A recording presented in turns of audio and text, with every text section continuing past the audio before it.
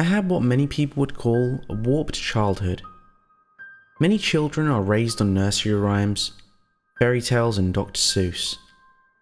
And while my childhood did have these memories, my mother included another genre in mine and my sister's upbringing: horror. I cannot count the number of times when my sister and I were read some of Stephen King's short stories for bedtime, rather than a more common children's story. Popsy was always my favourite. I grew up watching the classic horror movies and being told ghost stories. Many people, when I tell them this, ask me if I had a lot of nightmares as a child as a result. But the truth is quite the opposite. I was not afraid of bogeymen or ghosts.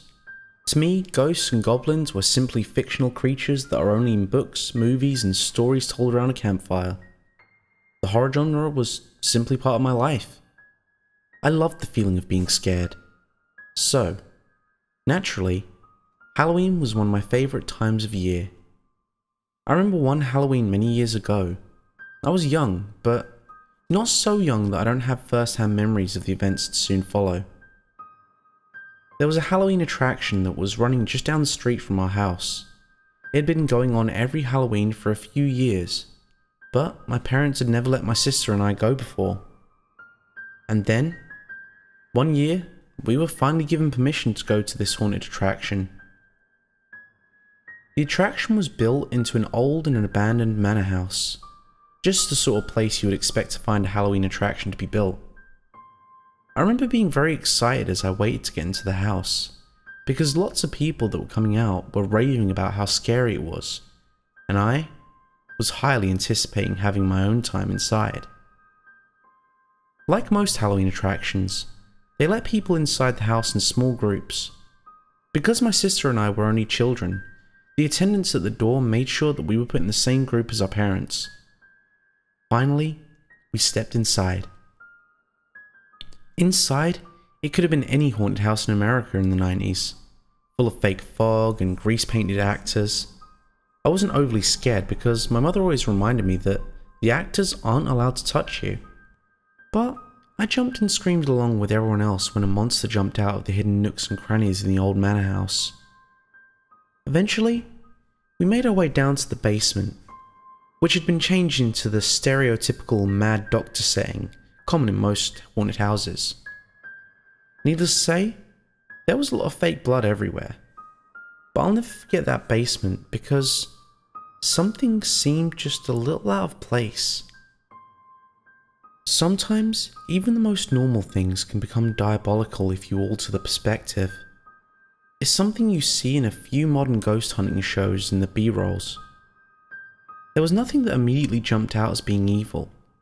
There was certainly nothing like The Exorcist happening to tip me off that something was wrong. It was a simple sight, but that made it much more unnerving because it stood out against the overt horror backdrop of the decorated room. In the midst of the bloody carnage of the Mad Doctor's operating room, I remember that an old woman was sitting in the far corner of the room. She looked to be in her 80s and had thinning grey hair and was very thin. I would be lying to myself if I said that she didn't scare me more than the rest of the attraction combined. At the time, I didn't have much understanding of the effects the different physical ailments could have on a person, but looking back now, I would say that she was the victim of a bad stroke. Sometimes a bad stroke will leave the person with one side of his or her face paralysed, and that's exactly what happened to her. One side of her face was drooping and saliva was leaking from the corner of her drooped mouth. She was talking, yelling at us as we passed by. Her words were badly slurred because of her paralysed face. I could make out what she was yelling.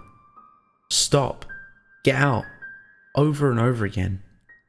Even passing through the basement and going out the other side, I could still hear her screaming in that awful slurred way up the stairs. I was extremely disturbed by the sight of the old woman, but as I got away from her, I began to feel better. She was obviously an actor who was working for the attraction. Most of the attraction worked on jump scares, and she was obviously there to cater to the more psychological horror.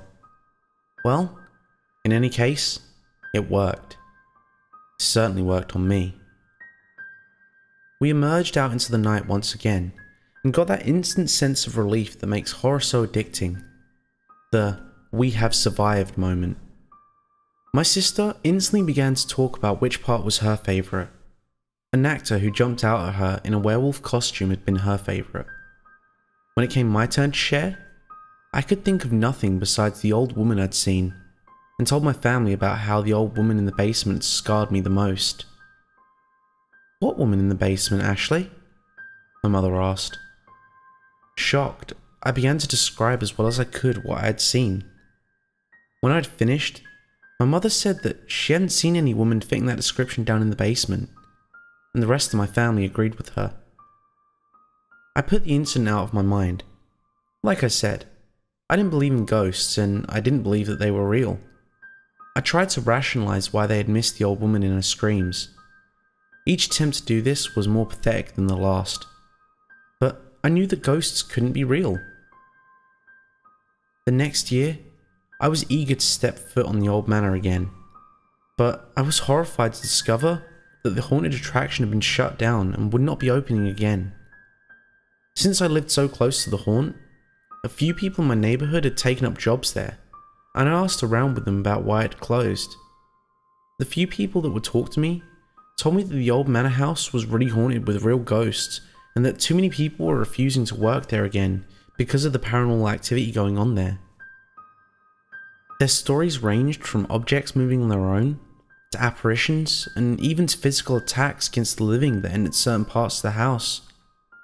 I laughed it off.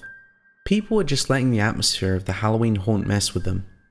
It was probably just a couple of pranksters messing with the workers.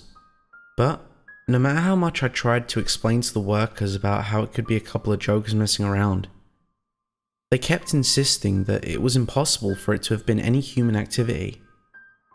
But even as I tried to convince them, I couldn't help but remember the old woman that I'd seen in the basement that no one else had seen.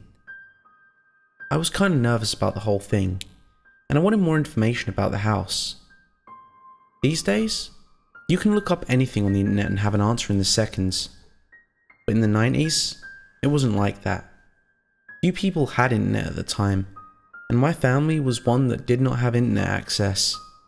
So I went to the next best thing, my mother.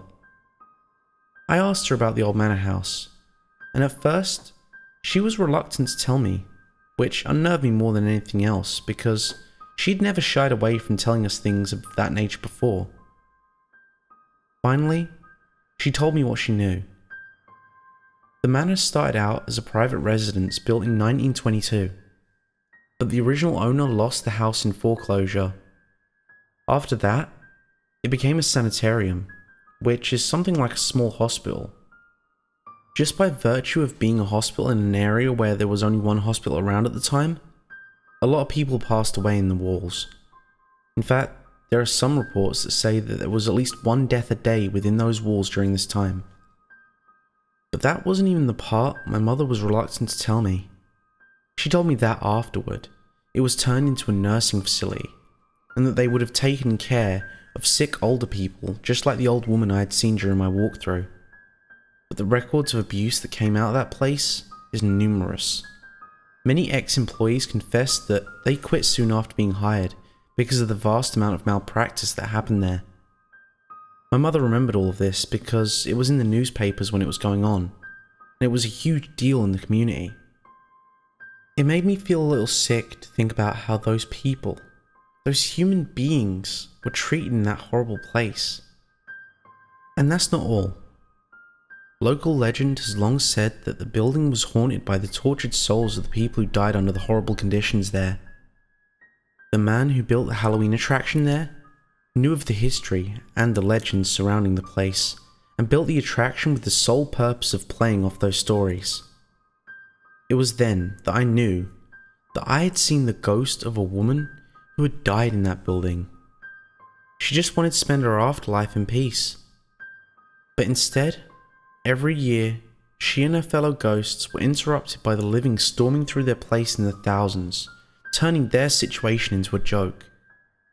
And for the first time ever, I began to treat ghosts and spirits Not as fictional creatures only meant to frighten and scare, but as a real physical manifestation of a force that humans are not capable of understanding yet. The house, to this day, continues to be a hotspot for paranormal activity. The owner lets in local paranormal groups at least once a week, every Friday night to do an investigation. Several ghost-themed television shows are filmed at the location. One show brought in a psychic medium who claims that the years of the house spent as a Halloween attraction has forever scarred the house and the spirits who reside here. One thing is for sure. I'm now a lot more careful about checking out the history of any Halloween haunt I go to. Ghosts are everywhere, of course, but I'll never go to a place with such a sad history attached to it. And I haven't even been able to get scared inside a Halloween attraction since. I don't scream, jump, or run away as the actors jump out at me. Nearly all my friends have commented on my bravery in the face of these Halloween attractions. But I'm not brave. Not really. It's just a lack of fear. Because it's hard to get scared by actors in makeup when you've been inside the real thing. Thank you for listening to the end. If you enjoyed today's video, don't forget to click that like button, and if you haven't already, make sure to subscribe and tap the bell icon to make sure you never miss a story.